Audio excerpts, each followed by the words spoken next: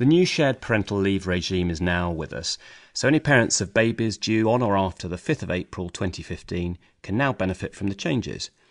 We're expecting a pretty significant take-up by parents who we think will be attracted to the greater flexibility that comes with sharing leave and childcare responsibilities in the all-important first year of their baby's life. My name's Piers Lee Pollitt, and I, together with my colleagues Simon Henthorne and Katie Marney, will take you through a number of informative and, we hope, fun case studies that will put flesh on the bones of the new changes. So Simon, over to you. Okay, thank you, Piers. Well, the first issue we're going to look at is eligibility, and that's eligibility for both leave and pay. But first, let's set the scene. We need to introduce our characters. We've got the lead characters, that's the husband and wife team, Scott and Charlene, and they want to share their time off work following the birth of their star, baby Bruce. Now, Charlene has been a self-employed car mechanic for 18 months, and she earned £38,000 last year. Scott has been employed as the restaurant manager at Hotel Politos for 1 year, and he earns £28,000 a year. Now we just need to put all this into context in terms of timings. Let's assume the date is now the 1st of August 2015. Bruce was born a couple of months before then on the 1st of June. He was actually due on the 17th of May. Now, for reasons which will become apparent in a minute, it's important to bear in mind that the 15th week before Bruce was due was the 8th of February, and remember Scott started work a year ago, which is the 1st of August 2014. So, Katie, is Charlene entitled to take leave?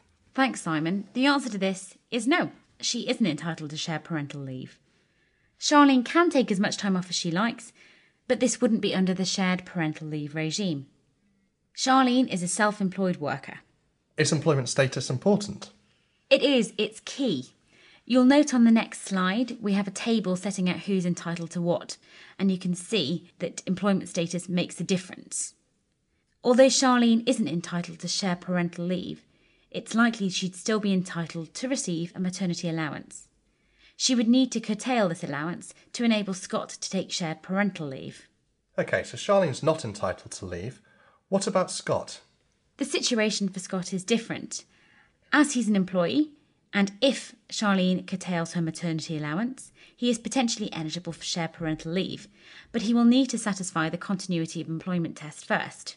What's that? This means that Scott needs to have been employed for more than 26 weeks before the end of the 15th week before little Bruce's due date. He will also need to share childcare responsibilities with Charlene, which no doubt he will be doing, and he will also need to notify his employer, Hotel Polito, in line with statutory requirements.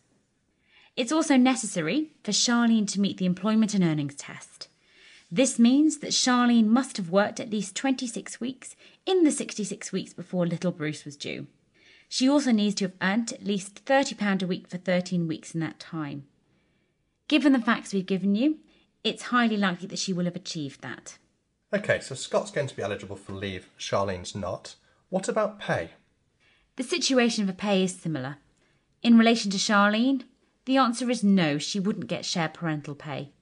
The reason for this again is that she's a self-employed worker. She is likely to be entitled to receive a maternity allowance, but of course she would have to give this up to enable Scott to take shared parental leave and to receive shared parental pay. The situation for Scott is different. As he's an employee, it's likely that he would be entitled to receive shared parental pay. Thank you, Katie. So we're left with a position where Scott is eligible for both leave and pay, but poor Charlene isn't. What we're going to do now is take a look at some of the notification requirements. So moving on to issue 2, booking time off. When booking time off, Scott needs to complete a few forms. He's got to complete the notice of entitlement form and also the booking notice. The first one provides general information about such things as Bruce's birth date, as he's already been born, and the amount of SPL available to Scott. If Charlene were an employee, she would also fill out a form like this. This would be the mother's notice of entitlement. But as we've established already, she isn't entitled to receive shared parental leave, so only Scott would fill this form in. But there are various things that the father needs to declare on the form. Firstly, he needs to show that he satisfies the eligibility criteria.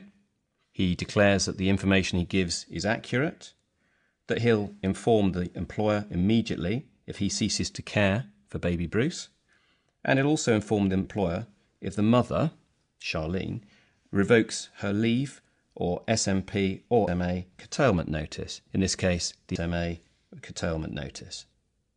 On the same form, the mother also provides some declarations, including her name, address and national insurance number, the fact that she also satisfies eligibility criteria, that she consents to the leave that the father will take, that she'll notify the father immediately if she revokes her leave curtailment notice or, in Charlene's case, her curtailment of maternity allowance.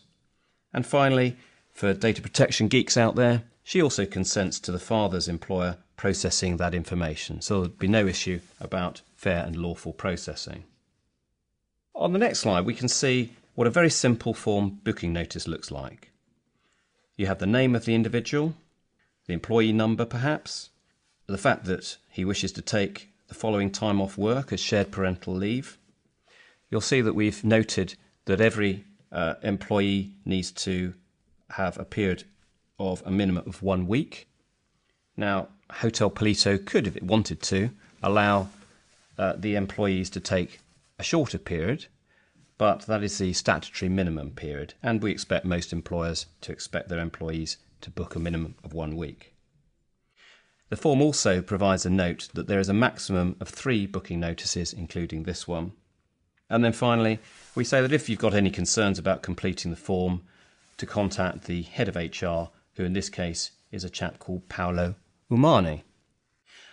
You could put a load more information down on the form, but it's probably better that you just have some point of contact who knows a great deal about the shared parental leave and shared parental pay regime, and that employees can go to visit them if they've got any concerns or queries.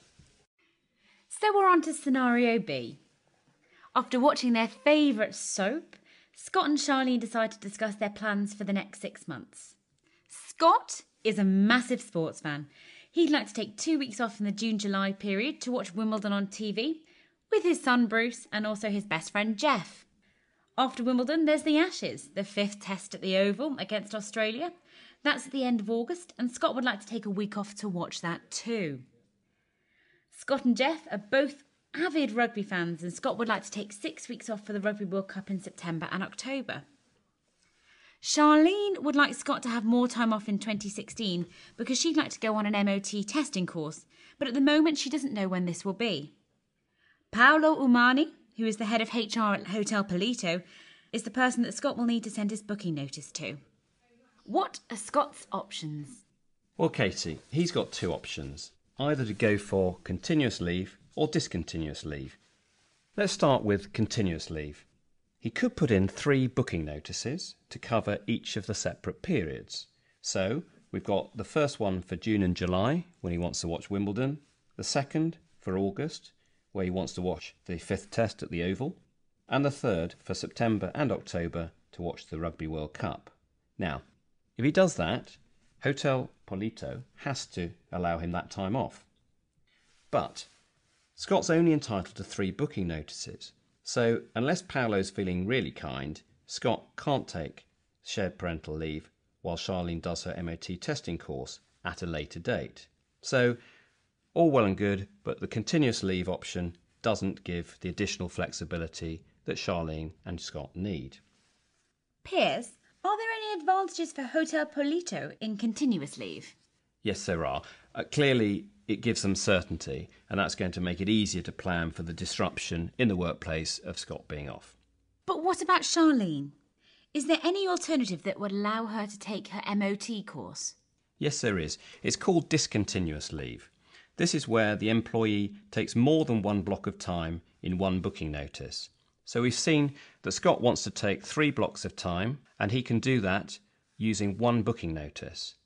If he does that, and if Paolo allows it, the advantage is that he can have some additional flexibility later on to enable Charlene to take the MOT testers course. The disadvantage is that Paolo doesn't have to grant him this request, and if he doesn't grant it straight away, there's a formal process to go through involving various discussions. Perhaps this is best illustrated by looking at the next 3 slides. The first one is a very straightforward continuous leave request. This is where there's one booking notice for one big block of time. Here, it's for 6 months off. One block, one request has to be granted by the employer. There's also 2 further chances to book blocks of leave. The second slide is also about continuous leave and reflects the case study. So here we have 3 separate booking notices covering the 3 separate periods of leave that Scott has requested. Again, this has to be granted by Hotel Polito, but Scott has no further chances to book additional time off. And finally, the discontinuous leave application. This is in one booking notice, the same 3 blocks of leave, the advantage being that Scott can have greater flexibility for more time off in the next year, the disadvantage being that Paolo can refuse it. Okay, so we're moving on to scenario C and a new character, Jenny. She's taken 6 months maternity leave from her job as restaurant manager of Hotel Polito. Now, the hotel's paid her full pay during that time. But when Scott, who's also a restaurant manager at Hotel Polito, asked Paolo how much he'd be paid during periods of shared parental leave, he was told £139.58 a week. Scott feels this is very unfair. He's taken a shooter out of the glove compartment of his Ford Ute and is on his way to Paolo's office. But don't worry, folks. The shooter is only Bruce's toy gun. No harm done. But, Simon, is it discriminatory for Hotel Polito to pay enhanced maternity pay to Jenny and not to pay enhanced shared parental pay to Scott? Thanks, Piers. I think that's one of the most difficult questions, actually, that faces employers at the moment. Well, the simple reason why is because there's no definitive answer. So, the starting point is there's nothing in the legislation which requires an employer to enhance pay. And that's also backed up by the government guidance on the area. Now, Shooter and Ford, Piers. So, this was a case actually concerning additional paternity pay, which of course was the predecessor to shared parental pay. Mr. Shooter was on a period of APL. It was approximately 5 months. He was only paid statutory pay during that time. If Mr. Shooter had been a mum, he would have been entitled to enhanced pay, and that's because Ford had a policy of enhancing maternity pay for 52 weeks at full basic pay. In essence, Mr. Shooter lost approximately £18,000 as a result of taking his APL, so he brought a claim against Ford for sex discrimination. By the time it reached the tribunal, there were 2 strands of discrimination left, direct and indirect. So first of all, his direct discrimination claim.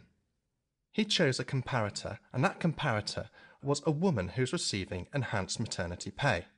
The tribunal said, no, you've got that wrong.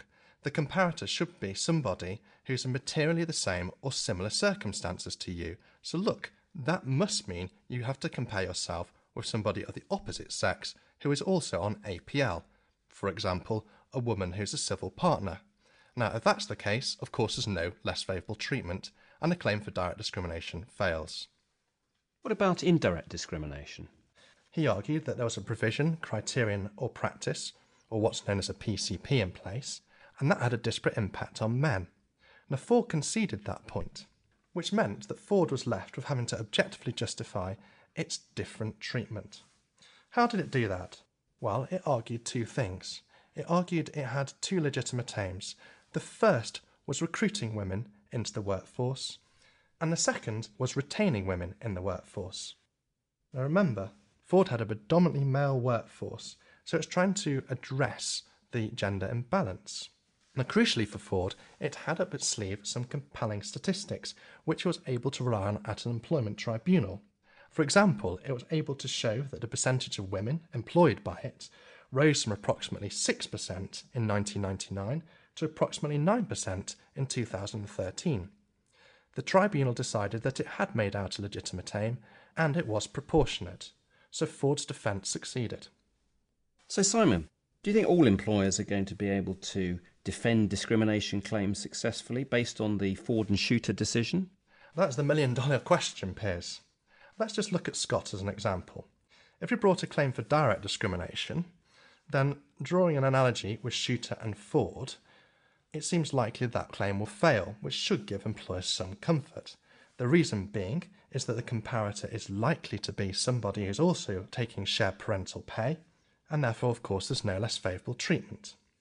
But what about indirect discrimination? I think this is a grey area actually, and a lot's going to depend on the individual facts and circumstances. But could Hotel Polito run a Ford-type argument?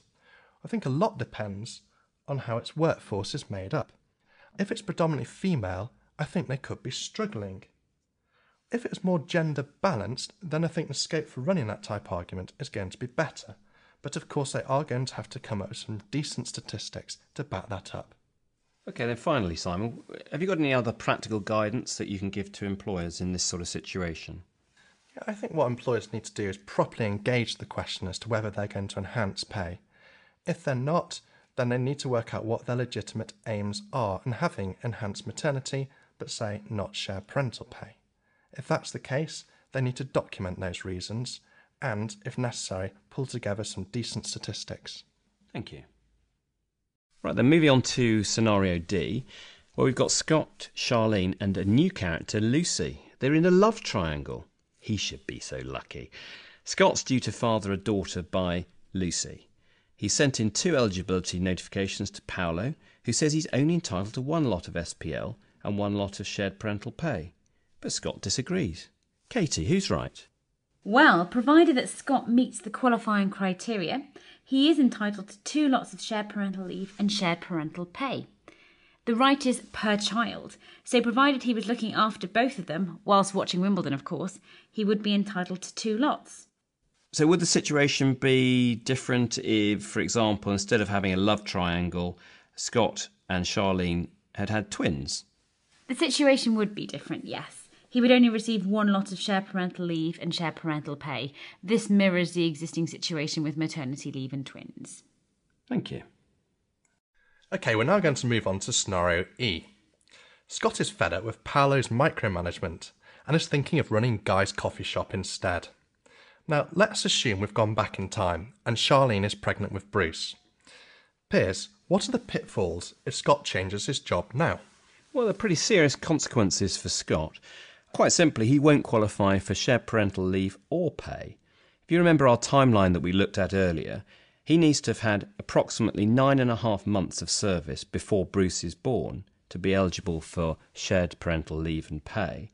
So, if he wants to take shared parental leave and receive pay, he's definitely advised not to make the move while she's pregnant. Great, thanks Piers. Okay, we're now going to move on to scenario F.